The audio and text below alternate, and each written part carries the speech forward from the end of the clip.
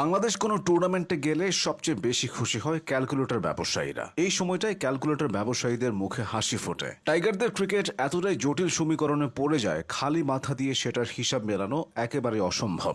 Run রেটে কে এগিয়ে থাকলে ওই দলটা হারলে কি হবে, কোনো ম্যাচ না জিতলেও কি পরের রাউন্ডে যাওয়া যাবে, এমন অনেক হিসেব সামনে চলে আসে। এসব ইকুয়েশন মেলানোর জন্য ক্যালকুলেটরের বিক্রি কয়েক গুণ বাড়ে। বিক্রি বেড়ে যায় প্রেসার মাপার যন্ত্রেরও। সহজভাবে জিততে যাওয়া ম্যাচটা টাইগাররা যখন কঠিন করে তোলে, তখন অনেকের প্রেসার লাফিয়ে লাফিয়ে বাড়ে। সুস্থ স্বাভাবিক একজন মানুষও বাংলাদেশের খেলা দেখে যে কোনো সময় অসুস্থ হয়ে যেতে পারে। ফার্মেসিগুলোও বসে থাকে না। অ্যান্টাসিড, ঘুমের ওষুধ, প্রেসার কমানোর ট্যাবলেট সব সেলফ খালি হয়ে যায়। কারণ খেলোয়াড়দের ভুলে যাওয়ার সবচেয়ে ভালো উপায় হলো ওষুধ খেয়ে ঘুমিয়ে পড়া। কিন্তু এই ভুলে থাকাটা শুধু পরবর্তী ম্যাচ পর্যন্তই দীর্ঘ হয়। লজ্জা শরমের মাথা খেয়ে আবার সবাই টিভির সামনে বসে যায়। এবার আসি টিভি চ্যানেলগুলোতে। খেলোয়াড়রা ব্যাট বল সামলাক আর না সামলাক, বিজ্ঞাপনদাতারা কিন্তু দারুণ সামলায়। প্রতিটা ওভারের পর বিজ্ঞাপনে ভরে যায় টিভি স্ক্রিন। তাও সাধারণ কোনো বিজ্ঞাপন না, বিভিন্ন ফ্লেভারের প্রোটেকশনের বিজ্ঞাপন। আর পরিবার, বিশেষ করে যদি বাবার সঙ্গে বসে খেলা দেখেন আর এই বিজ্ঞাপন চলে আসে, তাহলে ছাদের দিকে তাকিয়ে থাকা ছাড়া কোনো উপায় থাকে না। ফেরা যাক ব্যবসা প্রসঙ্গে।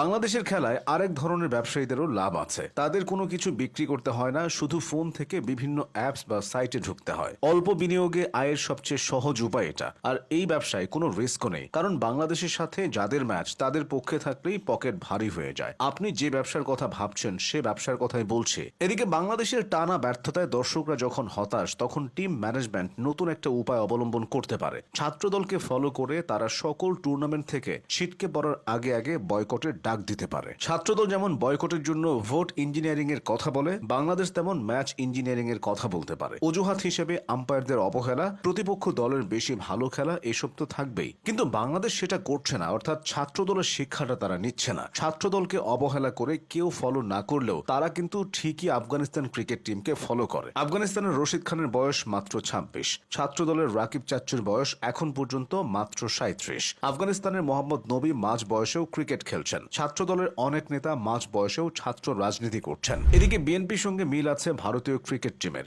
নির্বাচনে জিতবে বলে বিএনপি কাউকেই গোনায় ধরছে না। তেমনি ভারতও নিজেকে সর্বে সর্বা ভেবে বসে আছে। পাকিস্তানকে হারিয়ে তারা হ্যান্ডশেকটা পর্যন্ত করেনি, যা নিয়ে দুদেশের ভক্ত সমর্থকদের বিরাট ঝামেলা। এই ঝামেলা মেটানোর জন্য যার বাইরে থাকার কথা ছিল সেই তৌহিদ আফ্রিদি এখন জেলে। তাই বিবাদ মীমাংসার সম্ভাবনাও কম। দীর্ঘদিন ধরেই এশিয়া কাপ আয়োজন ও এতে ভারতের অংশগ্রহণ নিয়ে উত্তেজনা চলে আসছে ক্রিকেট আঙ্গনে। মূলত ভারত অন্যান্য বড় টুর্নামেন্টের মতো এশিয়া কাপ নিয়ে সিরিয়াস না।